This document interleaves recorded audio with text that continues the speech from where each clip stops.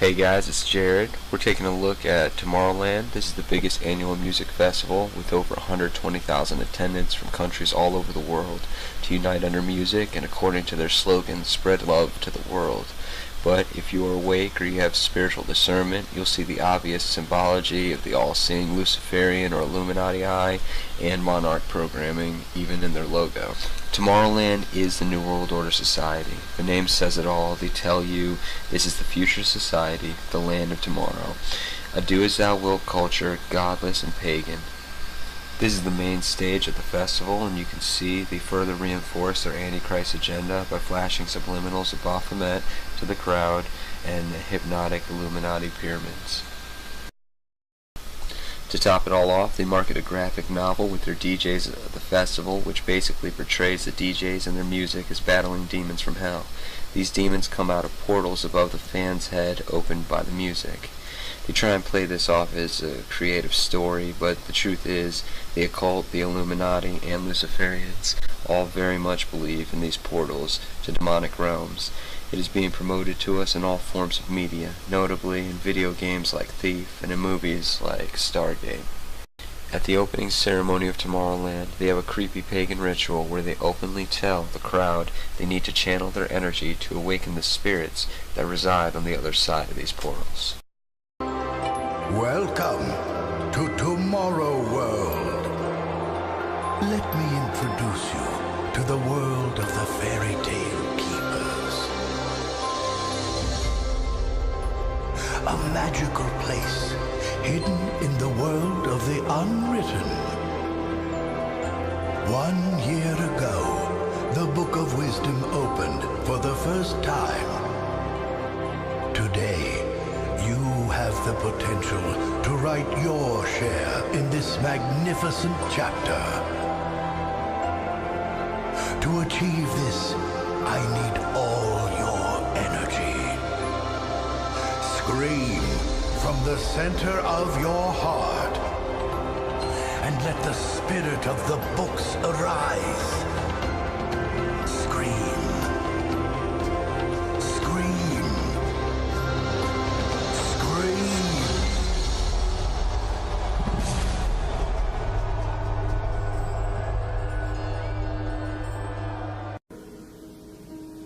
The young people are becoming pagans.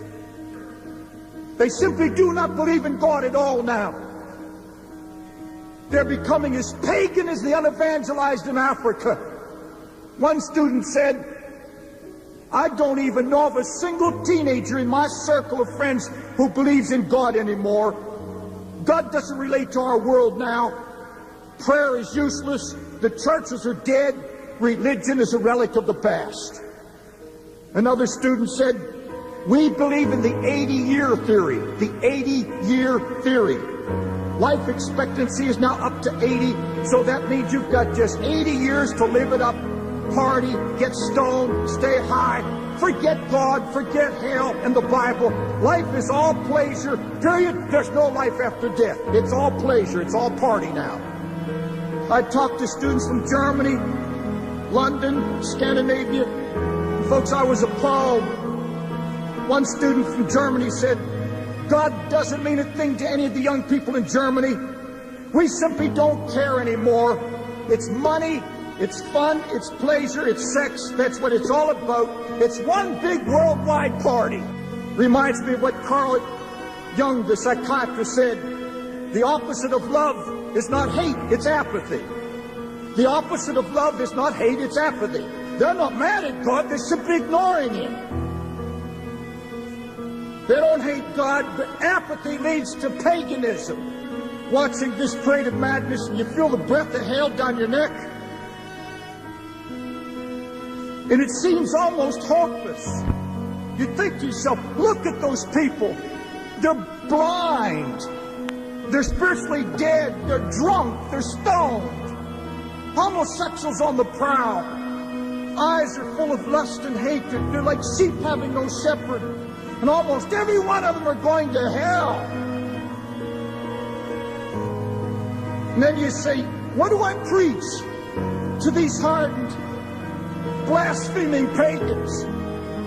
How do you get through to a pleasure-mad crowd out on these streets? And begin to think about it. And I thought, well, I can't preach a prosperity message to them. And I thought, well, maybe I'll moralize. But you can't moralize against sinners. Crusades against immorality are becoming very popular today.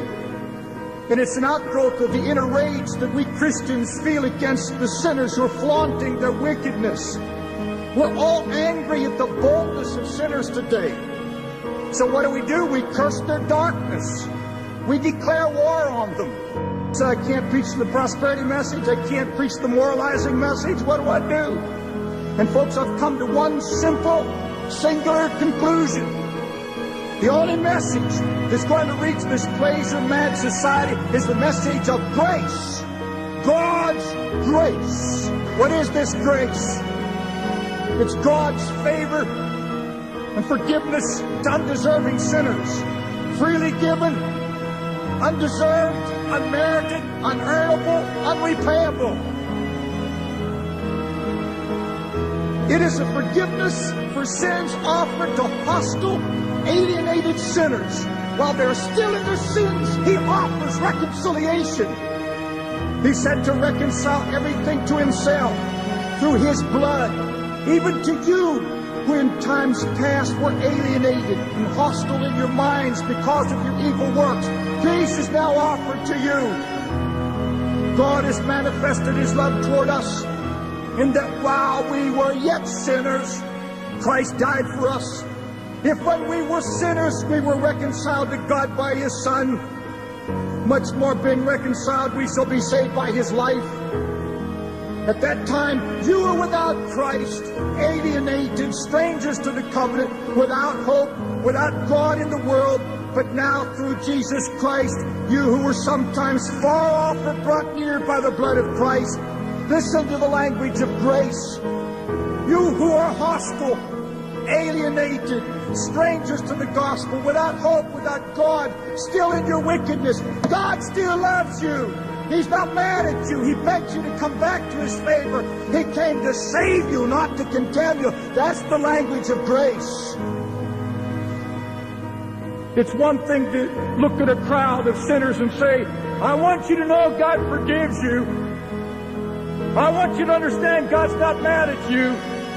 I want you to understand you can be holy and free and acquitted, that there's grace for you. It's one thing to stand before a crowd of sinners and say that. It's another thing to look in your own heart and admit resentment against the sin. It gets to you. It intimidates you. But God's not mad at them, and that's the thought that has to hit you. Here I am boiling against sin, but He is not. Boiling against the sinner. God was in Christ, reconciling them all, even the sadomasochist and the murderer, yes, and even the rapist. We can't understand that. We don't comprehend that. I hear Paul saying, take heed, lest any man among you be found short of the grace of God. Saint Jesus, let me feel the love for sinners that you feel. Let me understand just a little bit of this grace, that you can pick a boy laying down there stoned out of his mind and put the power of Christ in him and save him and maybe even call him to preach the gospel. Help me not to hate him. Help me to have compassion like you did. And folks, I told him it's not your drugs alone that send you to hell. It's not your alcoholism, not your pushing, not your laying around with women. The sin that damns your soul is that a man can come in this park and tell you Jesus loves you in spite of it, and you reject the love of Christ. That's the damning sin, rejecting the love of Jesus Christ.